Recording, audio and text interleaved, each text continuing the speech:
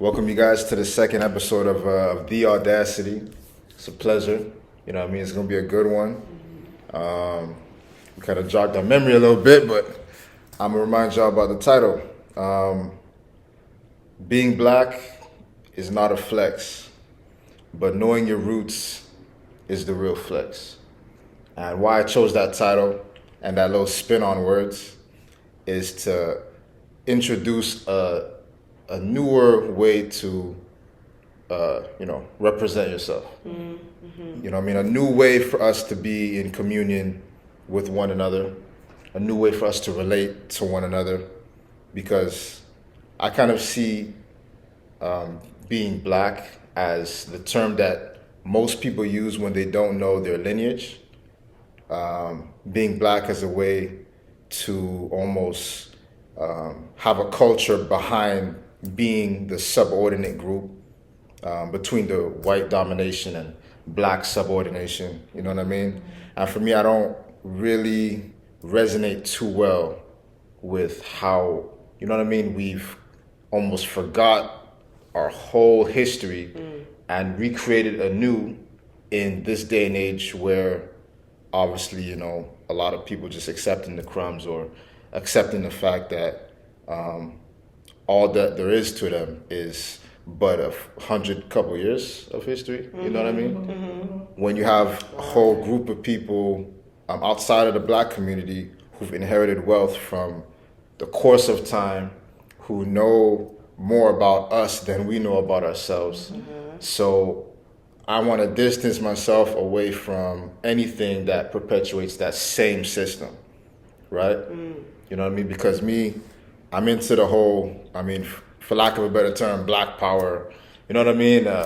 Black Lives Matter, all this kind of stuff. It's like, but I kind of see it in a way that we should all practice daily rituals and, you know what I mean, traditions that really encourage like black power. You know what I mean? So it's okay. So yeah, man, I want to know what you guys think. How do you see like black culture? Do you think it's a positive thing when you really like dissect it? Like, what does black culture mean to you guys? Like, just, you know what I mean? How does it register in your brain? Like, what comes to mind when you hear black culture? What is black culture? I was gonna say that I think it's different for every black person. Mm-hmm. Yeah, including mixed people. Yeah. Okay. Yeah. I think that's a problem. That what is being black? What is being black? Mm-hmm. And I think it's black, different from what you're saying. Mm-hmm. The black. There's two different kinds of black. That you're just saying, like being black, and then there's knowing your lineage, like you said. Yeah. So people, there's like the white man's way, the white man's history, like you said, only the 100 years versus the big chunk of real history that we should know. Exactly. So because I feel like everybody but ourselves kind of relates to one another based off of something outside of color. Exactly, yes. You know what I mean? Yeah, like, white people don't go, I'm white. They'll say I'm Irish, or I'm Poland, or I'm, you know what I mean, European, and this and that. But we're like, oh, I'm black. It's almost like I have no idea, like, where my roots are. You know what I'm saying? So it's like, for me, when I hear this whole black versus white thing, I think it just needs to be abolished all in totality. You know what I'm saying? So assuming that we were the ones who initially created that concept in the first place, and we were not. No, I don't. Well, I don't believe so. We did not create that concept. As far as before this whole thing happened, we were people groups. You know what I mean? We were not just renegated to a color or a shade. You know, we were either the Swanson people, or we were either the Yoruba people, or we were either the Taino people coming from out of the Caribbean, or we were the Caribs, hence the name, the Caribbean. You know what I mean? So when you say, I think we need to abolish this, it's not necessarily us. We never created that. Had it been a matter of, black versus white, so to speak, the first Caucasian person that a melanated person came into contact with, it would have been trouble from the get-go. But we were looking at another person or the human side of it. It wasn't until after when the bamboozling came in and the greed set in. Yeah. That was when all of a sudden it became a color. Yeah. And all of a sudden it became, you know, black is wrong, white is right. So yes, it's good if we could abolish it, but let's just be fair. I don't think it's necessarily going to be as easy because it's part of a system that was put in place. And so far that system has been working for them, you know, and the ones that benefit from it. So there's no way they're going to eradicate that. No. Where I think we can work to help ourselves is if we stop looking at each other like a color. You're light skin, you're dark skin, you're brown skin. No.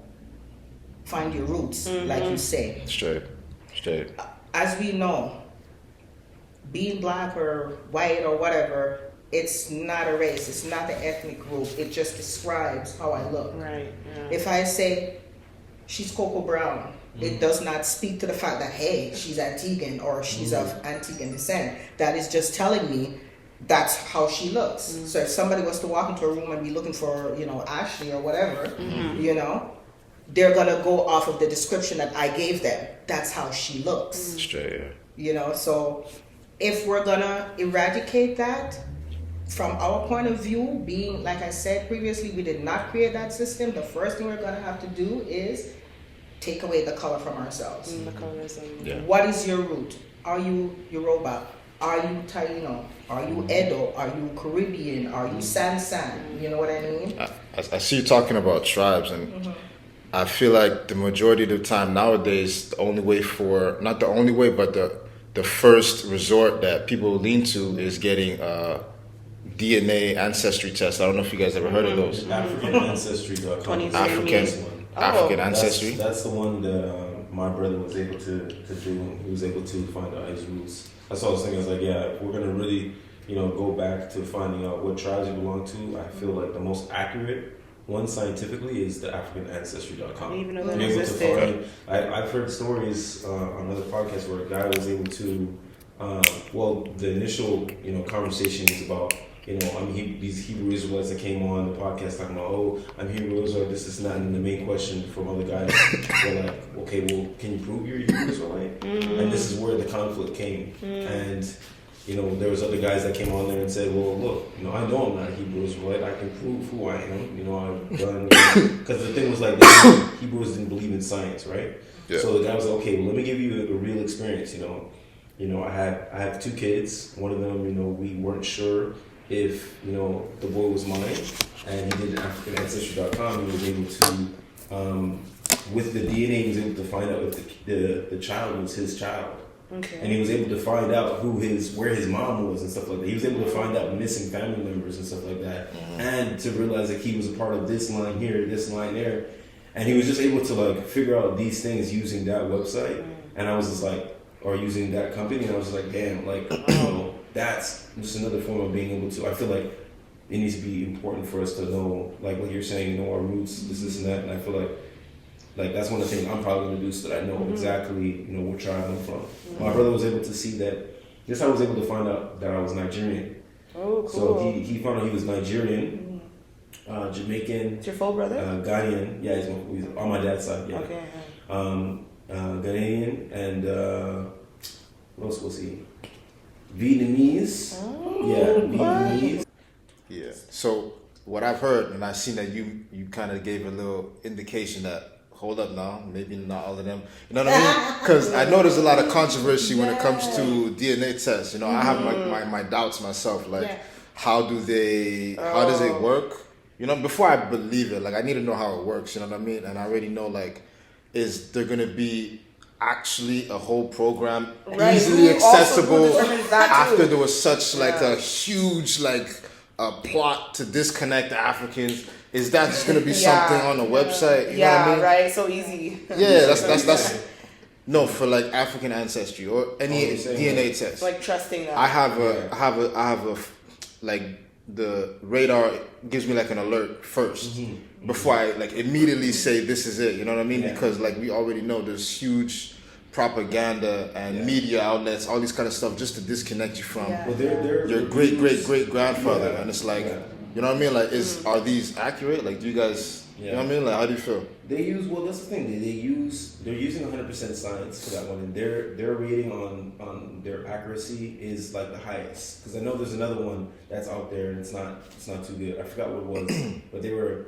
advertising that for a long time. Something tree or something like that. Yeah. But AfricanAncestry.com is the most reliable one that's out right now. Yeah. You know what I mean? We could sit here and say like, oh, that's fake science, this is not, but like at the end of the day, like, okay, like, you know what I mean? You gotta fall in somewhere, Yeah. I don't know. I think I'm a bit. I'm a cynic. Mm-hmm. Okay. And one thing I caught on when you said that you're Nigerian descent. Mm-hmm. What exactly is Nigerian? Because before Nigeria became Nigeria, there were different groups, different tribes. You had the Bantu tribe, which consisted of peoples from other groups. Yeah. So to say you're Nigerian or you're of Nigerian descent, it's still, for me, it doesn't narrow it down. It's a broad stroke. Because within Nigeria, there is so many other kingdoms. You have the state of Benin that exists within Nigeria. So when you say you're Nigerian, what does that mean? Well, he had the tribes in there as well. Yeah, I would I prefer just texted that him just to now narrow to it get down. I texted him to get like the full, because there was at least 20 different things on there, and each one of the, so when it said Nigerian, it went into detail of what where. was, like this thing I'm talking about. This is like very, very deep. So it's not about where, like what country. You're not it's just really seeing coming like down a list to of countries. You have to go down to going down to the nitty-gritty. people, the Because native. remember, there once was no such thing as countries as borders. Yeah. These were empires that were ruled over by the people who were essentially stewards of the land. Yeah. Okay, so it was not it wasn't for them to share up and divide. You understand? They understood the concept that, listen, you are from this land, and while you're there, you're going to take care of this land. It wasn't until outsiders came in. Some of these outsiders, which we ourselves pretty much show the blueprints to who we are, and our civilization.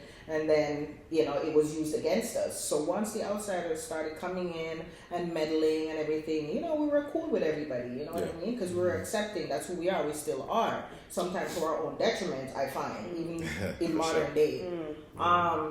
Again, when you spoke about ancestry, you got to be these so-called DNA fact-finding or whatever you want to call them. I find you have to be very careful. I've seen where there was this guy who sent in, DNA from his dog, the dog hair. That's hilarious. And he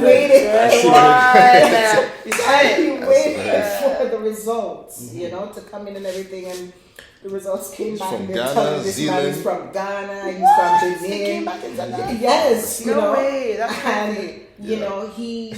he showed his receipts and everything so that everybody could see it, And again, it's a part of the deconditioning. Who is the people that you're going to give you information about yourself? You got to be careful, because at the end of the day, always keep in the back of your mind that there's always something or somebody behind that door to stop you. There's only so far that you can go. Like Jay-Z had said once in an interview, he was having a discussion with what's his name, Warren Buffett. Jay-Z and Warren Buffett. Yeah. Exactly. And these are the big boys that he's meeting with. I'm rated for that big time. You know what I'm saying? Because listen, the best way you're gonna take control or to beat your enemy or to even compete with your enemy, number one, you don't underestimate them. Number two, you gotta learn them because they learned you. So like he was saying, there's only so far you can go. And he said Jay-Z, did not just want to be at the plateau. He wanted to break through that glass ceiling. Create new heights. You understand what I'm saying? Yeah. But at the same time, he can see it, and he can see those who are above the glass ceiling, but he know they're looking back at him saying, that's the furthest you're going to go. So when we're reaching out to these places, you know. I'm gonna swab and send in my DNA, and they're gonna first of all, who's running this company? They're watching you from above. Honestly, I see what you're saying, but I feel like what's important for what they've done so far, and how many people they've helped, because they've helped, millions of people, find their heritage and stuff like that. And I guess the realistic way of looking at it is, it's the best start that you can get to. You know what I mean? And like, we have to start somewhere. Somewhere. Like at the end of the day, like. I think. I mean, for people who have like tight-knit relationship with their families, right? Before all these things arise, the way you would find out your true lineage is simply from speaking to your grandmother. You know what I'm saying? Your grandmother will be able to tell you where you come from. I understand, you know what I'm saying? But in that way, that's kind of like how things were, I mean, prior to all of these people trying to become a medium between you finding your roots, you know what I'm saying? Exactly. And like it leads me to kind of like ask again, like, to take it even further back, right? You have all these different theories, maybe like we come from monkeys, from, you know what I mean? We come from Adam and Eve. Yeah. We come from an alien star system who came and injected a little Big Bang. You know what I mean? Like let's take it even. Wow. Let's take it further back. Like, We're definitely not using religion if I'm like, goddamn. There's religion, Adam and Eve. You know what I mean? Obviously, there's different religions. You know what I mean? But let's say Adam and Eve. The evolution theory, we came from a monkey that came from a lizard that came from a tadpole that grew from a fungus, you know what I'm saying? And it's like, how do y'all think we got here? Or there's an alien system, the Anunnaki. That's kind of like one I resonate with a little bit. Oh, yes. I believe in that. To be honest, you know what I mean? Look, anyways, what do y'all think? What's your theory on like how we became where we are today? You know what I mean? I haven't heard too much from you guys. So let me hear what you got. I think that the stories of the Bible were all fabricated, and there may be like pieces of it that's true, but it derives from the real story of what happened. And I only learned this recently too, like the Adam and Eve story didn't really go the way that it was told in the Bible, and the whole, I'm not sure if it was you, Monique, but somebody around me was saying, the story with the serpent and eating from the forbidden tree, and then God shunning them from the Garden of Eden. It wasn't exactly that. So and I believe that with there's the probably Anunnaki, truth in it, but a little bit, but they've changed it because again, they can't just give it to you in a book like that. So there is always truth in every lie. There is some little truth. bit of truth. That's a fact. Because you got to start with the truth first to fabricate something. That's why they have these little things in movies too. You realize, huh? In movies, songs, you hear like, did he say that shit? Oh, they're preparing us for something. I don't know what's going on, but this morning with my client, we were watching Medea, the Tyler Perry's Medea. Witness Protection, that one. And I don't know if you guys all saw it, but the grandma Barbara, it's the white family that comes to live with Medea. Yeah. And the grandma Barbara is saying like, there's N-words, like the N-words, the Negroes. She's like the Negroes. And then they're all like, oh, don't say that. And then Medea corrects her and says, oh, she just means the niggas. No. She said she means the spiritual ones or something like that. The 90s, the magical ones or something like that. And then it was so slick. Yes. And then the white lady just switched and she goes, yeah, the spiritual ones. And then, but I took it in. I was like, spiritual ones. Little bit of truth in comedy. I would have never thought to hear that in Medea. She said, you know what I mean? That's Negroes, like the spirit. Oh, sorry, the spiritual ones. Yeah. Because there's niggas too, like you said. Yeah. Which denotes to just an Ethiopian sovereign king, somebody who was of that stature. You know what I mean? But again, like you said, there is some truth to it. When you go down to like Ethiopia, okay, till this day you still have the Orthodox Ethiopian Christian Church. Not to be confused with the rest of Christianity in the world. And the Bible that they have is the original. Yep. And they, till this day, are the only ones that have the Bible that has the book of Enoch in it. They're the only ones. Yeah, you're a fact. That's a fact. You know what I mean? And that's one place I said I always wanted to visit. Ethiopia? Ethiopia, yes. And particularly, I want to visit the Coptic church in Lalibela that is literally carved down into the ground.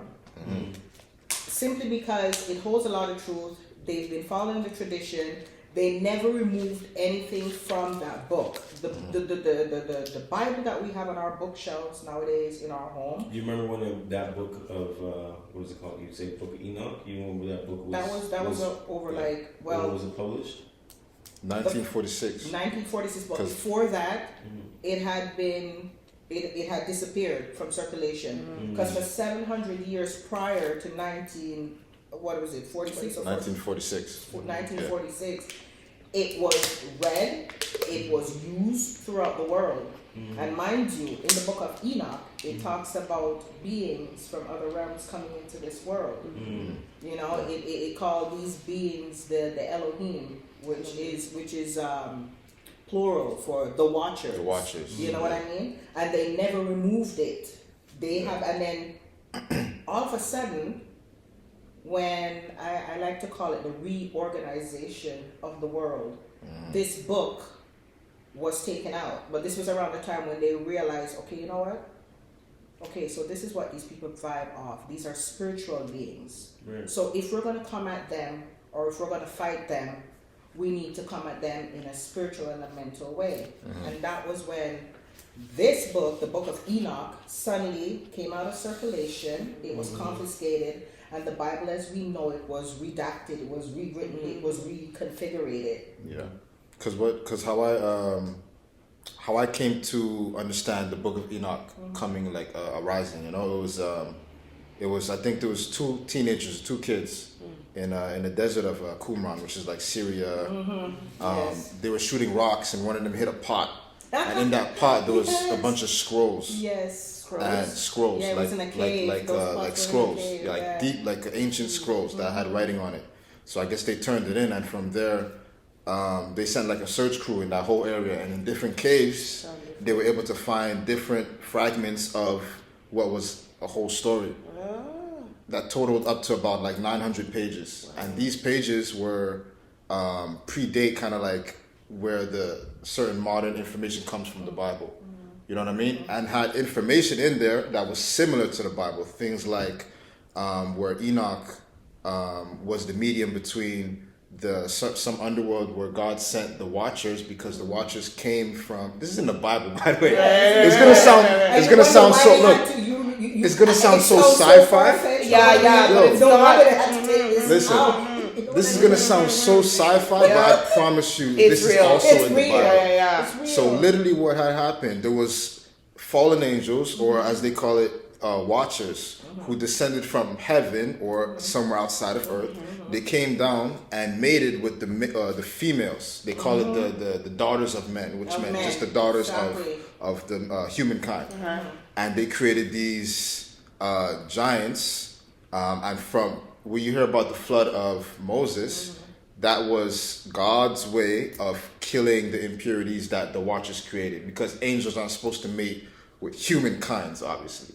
You know what I mean? And they created these like hybrid beings with these giant, you know what I mean? There were giants and whatnot. And then the flood that they mentioned in the Bible was God's way of washing mankind away from its impurities. Exactly. So it sounds crazy, but I'm literally reading it right now, and it's like, for me, I'm coming across a different narrative, right?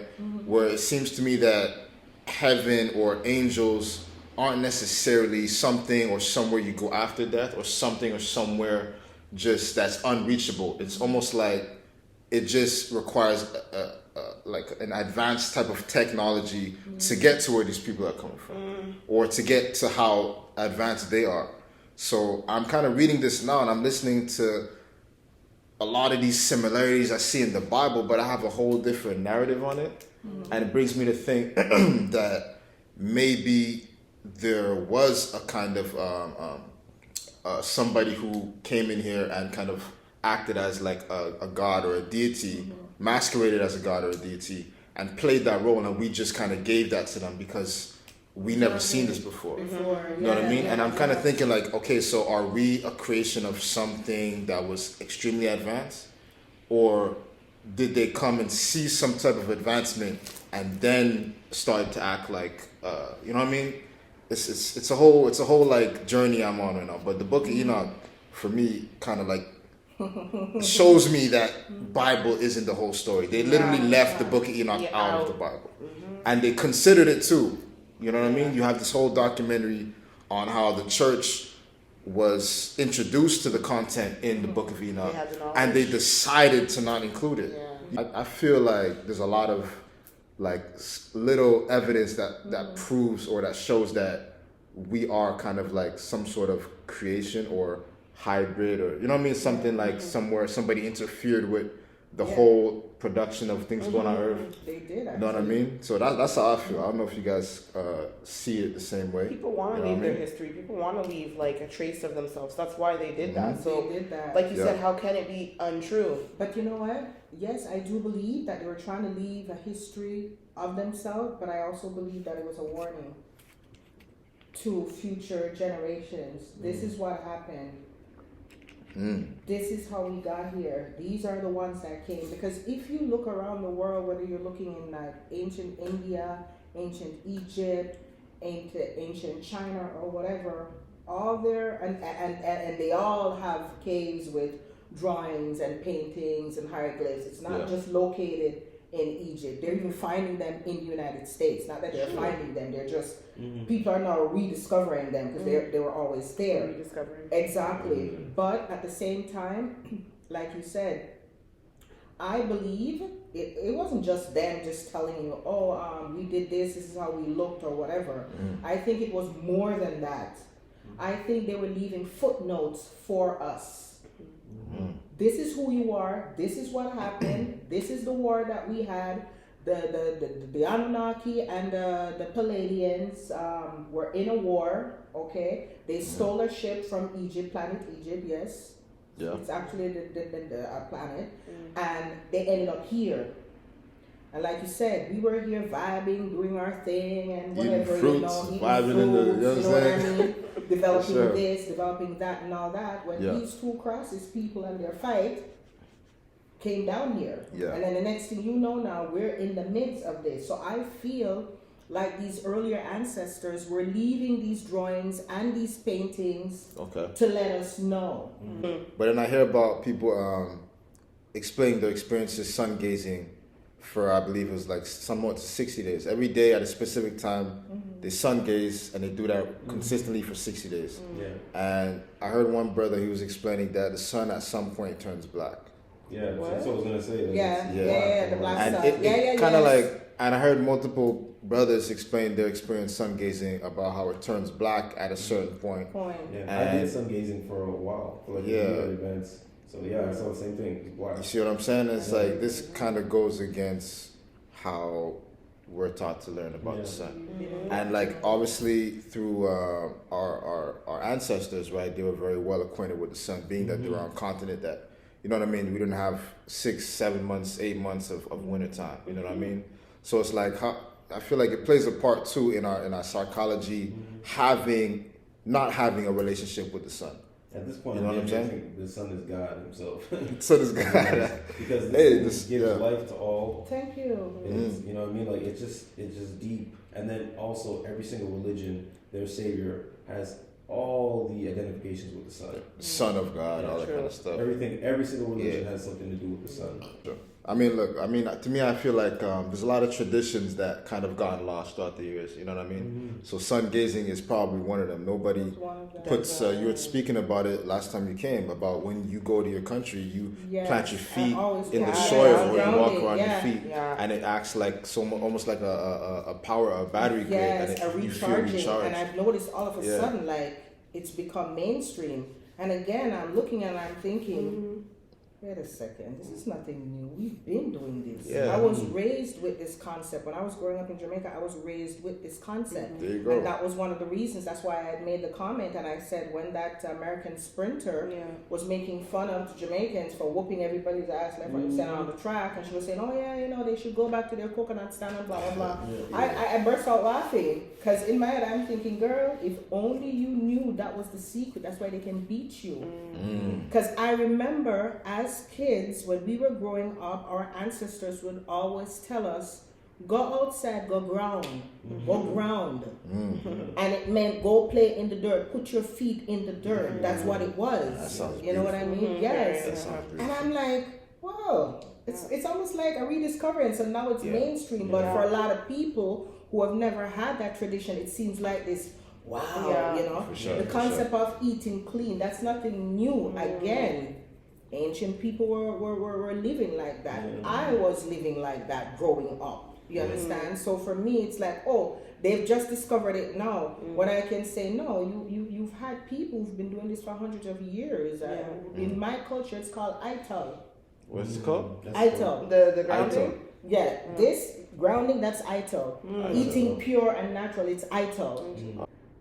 They do not, everything that they eat, it's all natural, all Holistic, organic. right? Exactly. It's not an easy lifestyle. They don't even put heat to their food. They understood this concept from our ancestors way back then. So they don't put any heat. The utensils that they use, it's nothing metallic, it's wood. You know what I mean? Because I heard too, the fork, knife are tools exactly, for work. Yes, they don't yes, eat with yes. tools or it evokes a different power. What's your relationship with the food? It I absolutely believe they with their hands and all that. Yes, right? it is true. Look, for instance, when I'm making curry, okay, and anybody who knows me knows that curry is one of my favorite spices. I could cook it forever. For sure. When I cook it, I do not use a metal utensil. I use a wooden utensil because I understand the breakdown between the metal and that spice that I'm cooking. Interesting. It's going to change the flavor. It's going to change the texture of it. So it's not just about cooking. I understand why I'm cooking. I understand why I'm cooking it that way, you know. So to go back to when you were saying that the only way we can finally, like, you know, sort this thing out is if we know our roots. But the best way to know your roots is if you had heard from the ancestors. And like you said, many of us have never had contact with them. I, on the other hand, you know, thank God I'm privileged enough. You know what I mean? Like, I can go back as far as to say, when people talk about patois, they say, oh, it's just a slang. No, it's not actually a slang. It's an actual structured language, just like any other language, or with a writing pattern. And I can tell you what was the language spoken, because every language that we speak nowadays derived from something else. So before there was patois, there was Cromanti. You know, and Cromanti was spoken like, say, 80 years ago. You know, 80, 90, 100 years ago. So if you go to Jamaica and you find people in that age group in their 80s and their 90s, they can speak it. You know what I mean? Yes, some of it, I still can speak. And family members in Ghana? My mother, her great grandfather was descended from Ghana. Because majority, as you know, a lot of, I'm not going to say all of Jamaica, because a lot of us were already there. Right, exactly. That's what I'm saying. Yes. We're Jamaicans, we're descendants of Ghana. Yes, like exactly. Jamaica was the prison. Right. Them from It Ghana. was the unruly ones that were in Jamaica, but it goes further into that. I don't want to cut you off, right? But something was said. I just wanted to like break a stigma. Like, is it that Jamaica was, you said the slave, the what? The Prison. It was a place where they prison? took a lot of the prisoners from Ghana. Okay. And then they were, you know. Okay. But like in Jamaica at that time, like, were the people there already? Yes, there was. It was established. It was established. There was a civilization there. It's just like so there's natives there. For sure. There was a whole population there. Don't believe when they tell them, oh, he went there. There was people running around in grass skirt. So, speaking as a daughter of Jamaican soil is lie. Just like how Haiti, the same time we were existing and ruling in our own domain, Haiti was well over there flourishing with their king. You understand? All right, and they weren't Haitian. They were Haitians. Yep. They were the Haitians. You understand? Okay. It was not when exactly. That's true. They say IT. Yes, not Haitian. Not Haitian, because Haitian means hate. If you search the root word, it means hate. That was a part of the indoctrination. So when you plant something, it's kind of like that movie Get Out. You remember when the mother, my favorite movie of all time. stirring the cup, and you heard that the constant clang of the teaspoon. The tea, Exactly. that was her slowly lulling him into the sunk into place. believing so that they could take him over. It was the same thing. If I tell you you're Asian, I know what the word means. I know the root word. It's a spell that I'm casting on you. So in your head, you're constantly going to see yourself as negative. You will never know that you were the Haitians. Why did they call you the Haitians people? Why did they call them that? Because they were on a different vibration. They were a spirit, just like how you said. You understand? They were spiritual beings. They were spiritual. And that's how they kind of freed themselves and became independent. They did that with almost all Black history. Like, even we were talking about niggas, right? Niggas. That's why the word sounds so good coming from a Black person, but the narrative of nigger, or no, there's a different way to say it. Nigger, nigga, niggas. And who were the Negos? How many people know that the Negos were gods? They were serpent gods. Mostly worshipped in Melanesia and Micronesia, Indonesia, and those places. You can still go to Thailand and see statues of the Negos. Negas.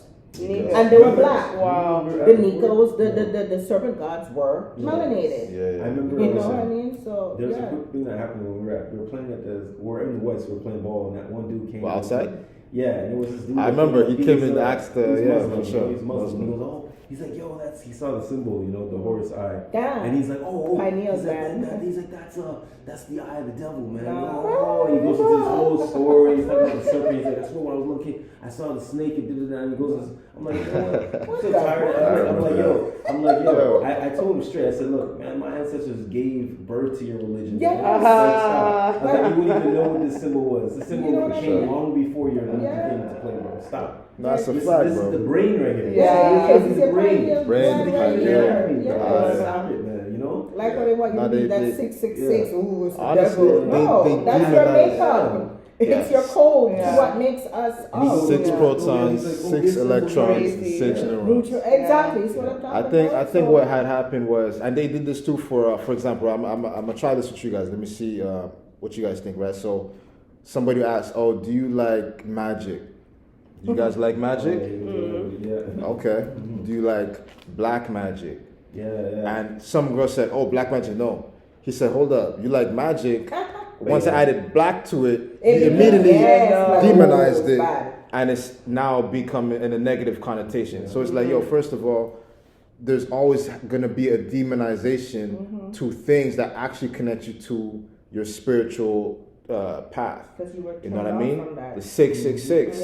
That's our makeup. That's all the compounds. Yeah, that's all the compounds of carbon that make up real, true carbon. Right. Yeah. The black magic. You know what I mean? All of these things just become demonized over time, and it's the subtle little subconscious things that encourage you to think the way you are, that disconnect you from the lineage and your true history. And they demonize it. And they put it in such a negative light that now nobody wants to actually be who they come from. And just like the girl, unconsciously you just associate it with being negative.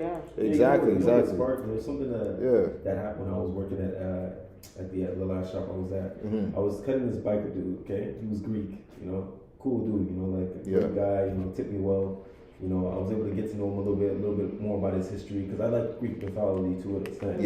For sure. But I was also at the time learning about Egyptians too as well. And he saw the book I was reading, and there was something powerful he said too when he saw that. He was like, he saw the book and he saw like the Egyptian mummy there or whatever it was, and he was just like, oh, he's like, you're reading that, huh? He's like, damn.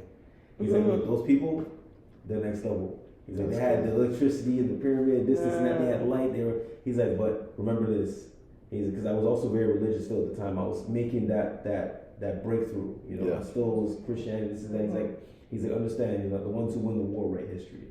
And I was like, damn, that's good. And from then on, I was like, I told everyone who tries to get out of that and learn other information and be more open. I tell them, be open, because when he told me that, I was like, from then I was like, look, everyone deserves the truth in totality. You deserve to be able to at least experience, other information and learn the origin of what you're believing in.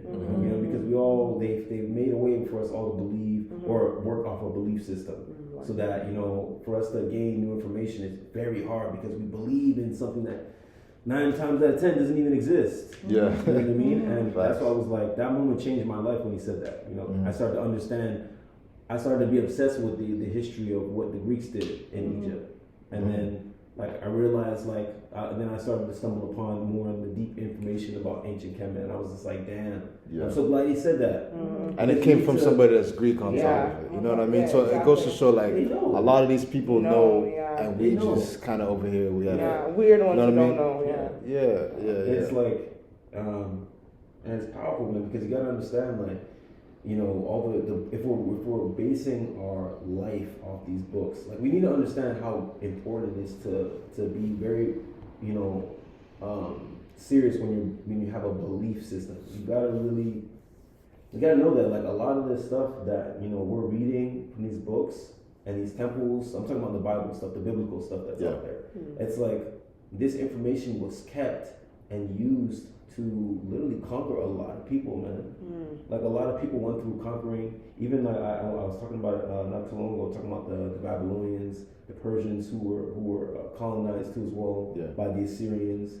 So many people went through war and conquering and, you know, colonizing. And it's just like, bro, you know, your book is so much corrupted. blood. There's a lot of blood tied to it, man. There's a lot of hands in it. In 1631. The book was released to basically the European side, the Christian book, and at the time they dated it. It was in the news. They dated it as the most wicked book that's ever been released. But this was the first book, the first Christian book that was released to the Western world, basically after the Catholic Crusaders and this and that released it, 1631, and there was a guy that I was watching when they were talking about this information. The guy was like, he was big time Christian. He's like, oh no, I don't follow that book. I follow the book that we have now. And I was like, dude, you don't even have the book right now. This is the first book that came out. So like, you're not making any sense. You need to understand that your shit's been fucking diluted. It's regurgitated information. So when you're reading it and you're really taking it in, bro, like, you want to throw up almost because there's so much truth, lies, this, and that. Exactly. And it's crazy too, bro. Like you're saying, bro. There's so much blood tied to it. I was reading up on the Papal Inquisition. I remember we was probably talking about it at one point about how the Catholic Church. Though I don't remember the years exactly, but it was, you know, a couple of 100 years ago, where they were spreading. They were actually building churches all over, I guess, the continents, and their way to do that was to introduce it to the people of the area and build the church, and the ones who weren't with the new narrative, they would kind of perform these like malicious, torturing ways to them. So they would build churches all over the globe, right? And for anybody who was in those areas where the churches were being built who didn't want to adopt the new religion, you were fucked. The righteous, I guess, Pope or whatever of the time, the religious leaders of the time. What were you describing? Like Papal. It may have been Pope Boniface. It's possible. Which translates to good face, you know. You see what I'm saying? Like, hey, that's a good face. Yo, like imagine the churches. Imagine the churches being built in your area, and if you don't want to adopt the new religious sentiment, the new religious belief, they would perform malicious, torturous ways on because it. the church had such a and it's reforming, not even say reforming, it was a structuring of the world according to their point of view. And that was it. Yeah, literally. And it's like, imagine, I looked up the number of people that were murdered in malicious ways in those times because of the Papal Inquisition, which meant the expansion of the church. I believe it was at least 1 million people. It's more than that. It was Pope Boniface, I think, in 1415, if I'm not mistaken, who actually, there's actually a portrait of him out there with the ships in the harbor with the white flag and the red cross in the middle of it. And he was giving his blessings over these ships that were being launched to go murder and kill, because we are conquering this planet and its people, its inhabitant, every single thing. And he literally said mass over these things.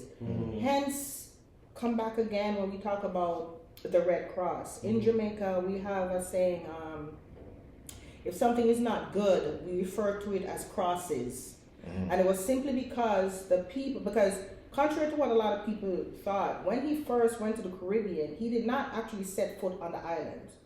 He actually sent people in to go assess these countries. How many people are there? What's their system like? Do they have a proper government? Blah blah blah and all that. So this way they would know what they're gonna need to come in to fight these people, the weaknesses and the strengths of these people. So it wasn't on the first voyage. That's what he did. Hey, I come in peace and blah blah blah and whatnot. Second time around though, the people recognized that those ships with those red crosses was nothing good. When they saw them, they knew death was coming. So they said, oh no, the crosses are coming. Bad luck is coming. So when we in Jamaica said, my God, this crosses, man, or look at these crosses. Yeah, man. It's a shout back. I want to say something there. To when our ancestors used to spot them coming and say, shit, the crosses, them are come. They knew what it meant. They knew we're about to, it's either we're going to fight or we're going to die. But they knew what time it was when it came, because it was not the first time that they had done it. And they were doing this throughout the Caribbean. You understand? It's funny that like you think nowadays, white people so when see you black see Red folk. Cross, please. That ain't nothing good. It's nothing Fuck. good. Red Cross. It's nothing good. It's nothing good. You know what they did? They Damn hated it. that red flag. Oh shit! What? Why do you think they hate? Why do you think they hate Haiti so much? You know what's run by? Who owns it? Who owns it? Clintons. Clintons. Yeah. till this On the day. Red Cross? They own that I shit. didn't know They've that. been making money off Haiti for a long time. Yo, I'm gonna say something quick. And Yeah, man. This is deep right here. I realized, bro, like, because even in because remember I was telling you guys about Septimius Severus, who was a black Roman Empire who built the foundation for London today. Okay. I was like, you know what, man? And I was like, for a second, I was like, oh wow, I'm proud of that. And then I came back to reality. I was like, you know what? I forgot. Not forgot. I remember. It's just never been a time where we just didn't have sellouts, bro. Not always. Yo, that's honestly some real shit. Go ahead. And our sellouts, dog, is some strong shit, okay? I'll tell you right now. It's like you're on our team, boy. Yo, everything collapses, It's bro. like when we good, we're good, and we're God. bad. Because we go so, because we're at the end of the day, look, you see what I'm Damn. trying to say, we're the number one influencers of the world. Oh yeah. Yo, you make a product, don't worry, put that on Lil Wayne, put that on one of the black people, that shit gonna be number one tomorrow. Anything we stamp on exactly. And we'll get it all the way up here. But once you find that when none of those black sellouts, bro, that shit takes the whole shit down. We go up like this. It's like this. And we just fast as we go up, we come down just as quick. That's because insane. we have It's the true. best sellouts, bro. It's true. We got the best of the best sellouts, bro. Well, it That makes is perfect insane. sense. I mean, if we are the originals and we are the originators of all this, it makes perfect sense that we would be. You know what I mean? That's how we got into this mess in the first place. I think I was talking about this yesterday about how people, once they get a little bit of acceptance from the European or the white man, it's almost like, oh yeah, I got more privilege than y'all now. And it's like it's what they call the house niggas. All the field niggas are the ones in the field, disobedient. I ain't messing with you.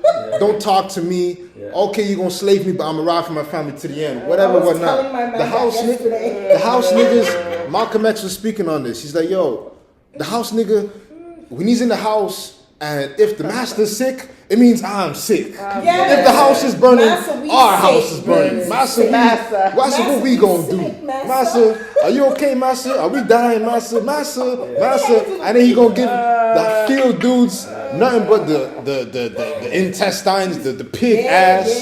And the house dude, you gonna get just a little bit more. You're not gonna get the intestine. You might get the pork tail. You know what I'm saying? But you know what I'm saying? Just a little bit of the leftovers.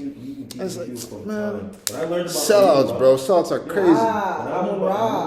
I realized that that's where our men comes from. Exactly. And I was just like, but no, we learned even deeper in that because at first I was like happy about Amun Ra to learn about him, and I would be like, oh, you know, that's we black. And I realized that this dude was one of the most cruelest rulers of all time. Amun-Ra, he was next level. He was something different. Yo, he was dangerous. This is where the part in the Bible where God says, "I'm a jealous God, and no one will be praised before me." This comes from Amun-Ra, because he said the same thing, and that's why I was like, "Oh, they got that from Kemet," because this dude was gruesome. He's like, "No one's gonna be praised before me," because there was a lot of gods at the time, you know. And they were like, "Yo, no, it's me. It's just me." And then went into the whole slavery thing where they came in and where it started and where the root of it started in Congolese and in Ghana. Yeah. And it was us teaching them how to it was Europeans how to run this. Honestly, yeah. Like, yo, it's the system. Like, this how you do. Like, there are truths about us that we might not want to face or we might not want to talk about, because we like to call ourselves, kings and queens and everything, but even the kings and queens had flaws. Facts. You know what I mean? You know what? It kind of segues right into like one of the last topics I wanted to talk about. Relationships. But there's traditional and modern. There's a kind of way that men and women were dealing with one another in more of our, cultural ways when we're at our prime, at our peak. You know what I mean? Because I know he's big on this too. I'm gonna repeat it once he comes out, but there was more of a, I guess, polygamous approach to things back in, you know what I mean, in our more, prime days. Men tend to have more than one woman. I like to call it back in undiluted times. Undiluted times. Yeah, that's beautiful. So firstly, I'll say monogamy, I think, was created. Like, I don't think it's the natural way. I believe that polygamy is the natural way. I didn't always believe that, but if you look at science and you look at nature, I think the proof is in the pudding there. Like lions, example, you don't see the lioness getting jealous of her lion, going with even her, her friend or whoever else she roams the jungle with. She's never going to go and fight her over her lion, It's just a natural thing. I'm not saying that, sleep with whomever, whatever, but I think there's truth in that too, like polygamy, Yeah, definitely. I think there's natural and unnatural. I don't like saying right, wrong, right, exactly, things natural like that, and unnatural. good and bad. I just like saying natural and unnatural. And it seems to me that the modern approach isn't working in a universal sense. Like, not to say that nobody's gonna want to be monogamous, like do as you feel, but it seems to me that the more natural way, the more natural approach is that men have the capacity to be with more than one woman. You know what I mean? More than and women tend to love monogamy, but it's from their point of view. So it kind of means that they see it as they can be with one man and one man only. Yeah. You know what I mean? And that man should be with one woman, her. And men, from a man's point of view, it seems to me that most men would love to be more than one woman. You know and what I mean? Women don't want to be with a whole bunch of men. Yeah, no, but you know what I'm saying? Obviously there's an approach. There's an approach to it. Like, I'm not going to encourage men to date multiple women. I already know they're going to fuck it all up. Right. You know what I'm saying? But I'm just saying it's a mind state, and it's like a mental place and a certain education and knowledge that you need to understand about that whole culture and about that whole approach, because there is actual beauty in it. And I think that if we get down to that, there would actually be a lot more, fluidity, and a lot more, it would kind of function a lot better. If you're saying, you know what I mean? If we were more on the polygamous side. Or maybe just more open to it. Yeah, I'm going to say this because I am a realism person. Yeah, go ahead, brother. Go ahead. And polygamy and monogamy, for me, seeing the way that this side of the world, the Western side of the world, leaning towards a more polygamous way. The way I see it, it's like finding, fruits that are in Canada, bro. You're just not gonna find much. Oh, okay. I get what you're saying. I get what you're saying. That's the way I see it. It's like the way the world is set up here with social media, with with everything being sold to us. We're more of a what is it? The word for buying. Consuming. Consuming. Yeah. The way our eyes see things on this end, it's just there's so much tampering and shit, tampering and clouding of the mind of what we're supposed to what's better for us to follow. But I'll say this: I do not see polygamy happening anytime soon on this land. I feel solved to relationships. It's just not happening. It's going to be monogamy on this way because it makes money. It makes money. It does. Yeah. You know, people getting married, it makes money, and it makes more money than you thinking about being polygamous. Yeah. Because honestly, imagine there's polygamy in a household, you have 3 incomes, 4 incomes in a household. That's 4 people. Obviously, is a lot. It's going to change the scope of the economy. You know what I mean? From the research I've done on what women want here on this side, they want a majority of them want ballers. They want guys who have the power, who are making good money, this and that, and those guys who are at that level. They're doing whatever the fuck they want to do because they work so hard to get to that point. That they're gonna cheat on you regardless. So for to a degree, and you're not going to be okay with the polygamy side of that. You want them to be faithful to you. So for me, I'm just seeing it like just become like a thing where it's never gonna happen. And if you want that polygamy, you gotta go to countries that are okay with that stuff. And you gotta be okay with starting. I mean, it's illegal. It's illegal anyways too here, right? It's not gonna make no money for the government system here. And how that would work, and it would be too much. And if it was to work for our community or wherever community, if it was to work for relationships, it would be detrimental to their money function. Their whole, it would change the scope of everything. They changed it this way for a reason. They need women to be men right now. They're trying to change the whole narrative right now. They're trying to make money off of. You know what I mean? And we were talking about that too. I would say for women who want, what I've been seeing right now is there's a lot of women who don't understand the power of their femininity. And I feel like that is something that, get back from, dealing with all the guys who are telling you this and that, this is what the high value man is dealing with, just focus on, the healing process of yourself, and understanding the power of your femininity, because that's what we want. We want a woman who basks in that. Who understands when to choose her battles with a man? Who understands when to let us lead? That's powerful. Be a man. Let a man be a man. Because a man needs that. Yeah. Because the moment you try to put your shoes, you put yourself in his shoes and be like and lead him around and this and that, bro. He's gone. He's gonna allow you. He's gonna leave me out. He's gone, man.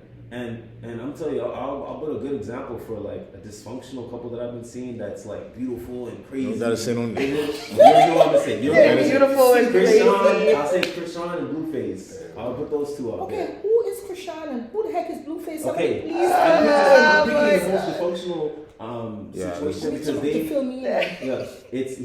Blueface is a big time rapper in the States, and then Krishan is this girl who's a model and stuff like that. She does have a good support system in our family background. Everybody's from the hood. It's a gangster type situation. Okay. But there was a podcast they were on, and this is something over time you've been seeing where this girl has just been crazy, obnoxious, all over the place, and then also does not listen to this dude. It's a very dysfunctional relationship, but they love each other. You know what I mean? And I guess in that podcast they had, the last one they had, she just wasn't letting the dude speak, interrupting, was ready to just knock everything down. That was okay. So I don't speak for you. You said I don't speak for you. Okay, there it is. He couldn't lead at this point. And it got to a point where it was just like so much. And I was like, that's what that is. That's what we're trying to be the man's role right there. And if that's what you're going to, if that's where you're going to reside at, that dude is gone. Because he got to the point where he's like, she was knocking the door down. He's like, you think he's going to deal with that? Yeah, I know. Those type of women repel real masculine men that they want, and they only attract the type of men that they don't like. Yeah, go ahead. I want to hear your perspective. This Blueface guy, he's not going anywhere. No. You know what? Now explain it. Not to say he's a good example for men. No, but he ain't going nowhere. He's not going anywhere. Second of all... Oh, you mean like he's not leaving her? He's not leaving her. Okay, that's what you're saying. They're both enablers. Oh, okay. That's all I'm saying? Yeah. She needs somebody to feed her ego and make her feel like, I'm it. I'm Queen Bee. I'm all that plus cats and whatever. Okay? He, being in the society that he's raised in, has been docile. He's been effeminated in the sense that you are not allowed to be masculine, too much masculinity, or you're toxic. Okay? Yeah. If this was changed and they were like, say, on the other side of the continent, or the earth, like say, we're going to use Africa as an example. Yeah. First of all, she would not be able to step to him like that. That's one. She would have known her role and place as a woman. Not to say you're being subservient to the person, but you understand your role. Yeah. You understand? He would have long time left that situation. Yeah. But because over here he's been indoctrinated to be a simp. If you stand up to the woman, you're toxic, you're this, you're that. So he's not going anywhere. He himself doesn't even realize. You understand what I'm saying? He doesn't even realize what he's dealing with. She, I mean, from what you're describing, sounds to me like somebody who's being told that her feminine part is it. Yeah. Okay. Because you understand what I'm saying? That's what they say nowadays. Yeah. Oh, you have the box, you have the power. It's like, Like, that's so misleading. All right, I'm going to anyways. use an example. I know of somebody right now, okay? She's divorced. She has three kids and everything. Her oldest daughter right now is going out with a beautiful brother, okay? Very nice. He's everything that any sensible woman would want. Okay, and I'm not talking about the fabricated women or the factory women that they're pushing out these days. No disrespect, but that's how factory women. These are factory women out here. You understand? But her mom, because she is, well, you can't say this no more.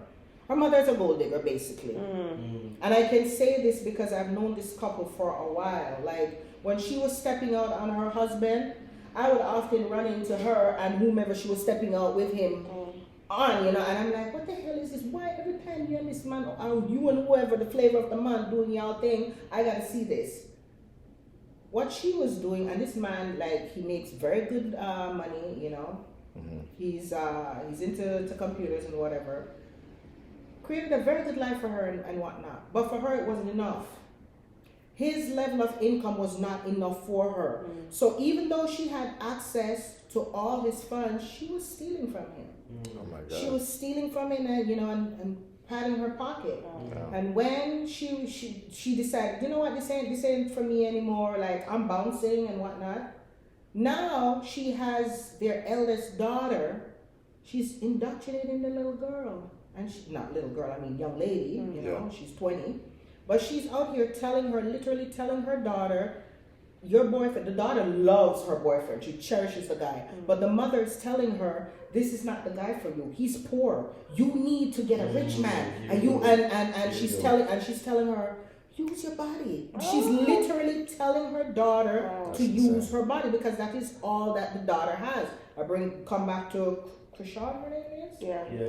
What does she bring to the table in this relationship? To Blueface, at least, At least we can say him brings something. Yeah, he brings her a platform. You understand? They're not the majority. It's just an example of exactly. Of what, like, I know men are not going looking nowhere. for. You know what I mean? When it comes to femininity. Like even if he stays, whatever. Like the thing is just like the majority of men. It's like that was a good point though with what you were saying with her telling her about like, oh, you need to find a rich man. This is the thing that when your mind taps into like, oh, I need to find a guy who's making 100, 200,000. This is that they don't understand the percentage that these guys are in. These are 1%ers. And when they get, and these guys work 9 times 9, like they work 7 days a week. And the chance that they get when it comes down to women and fun and stuff like that, they're gonna do whatever the hell they want to do, man. And people don't understand that. They're not trying to settle down. They think these guys are trying to settle down. No, everything in these guys' life it works right away. Yes. I think comes right away, man. I think how things are going nowadays is just a function of how things are when you've been kind of disconnected from like how things are naturally. And it's almost like now people tend to be battling with their fantasy as opposed to reality. It's almost like most people all want what they want in their head, and when they get back to reality now and it's not working, they blame everybody but themselves. Like you said, these women would want a rich man or this and that, and then first you have to ask yourself, are you somebody that a rich man would want? Not to say you should have a low self-esteem. Let's be real. What can you bring to the table? Exactly. His position. What are you bringing? Listen, anyone out there, the 1% who has funds or whatever, he is not looking for a liability. Yeah, Not I'm looking for an an asset. asset. You understand? Somebody that's gonna appreciate him and value You, him. you come with your Yeah. manufacturer itself. That takes maintenance. Yeah. You understand? And what exactly is he gonna get back? Yeah. What? A couple of minutes of pleasure? He can't take that down to the bank and say, put this in my health fund or put this in my retirement fund. Or, you understand what I'm saying? If For he sure. want the latest Tesla, he can't go down there and say, okay, here's my girlfriend's parts. Yeah, that's my down payment sure. on the car. No. Yeah, no. You know, they are looking for assets, not liability. And when me and my man were talking, and I'm like, so she's programming her daughter to be a gold digger, so the trend continues, because that's what it is. I know you're not supposed to say it, but it is what it is. What exactly is she how is she grooming her to you know, get all of this, you know? And he looks at me and he goes, what do you think? And I'm like, so that's it?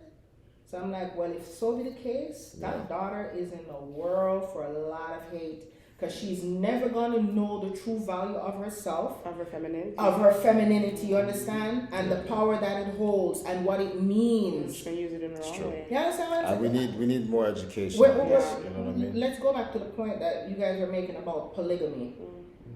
See, on this side of the world, our concept is a bit different over here. For sure.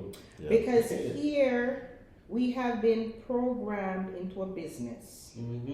These are companies we live in. Okay? These are companies. America had the decency to tell you straight up, listen, we incorporated. They incorporated themselves in the 1700s. Okay? When you look over in countries where they have polygamy, it was not about sex. It was not about control. I'm yours, you're mine. Yeah.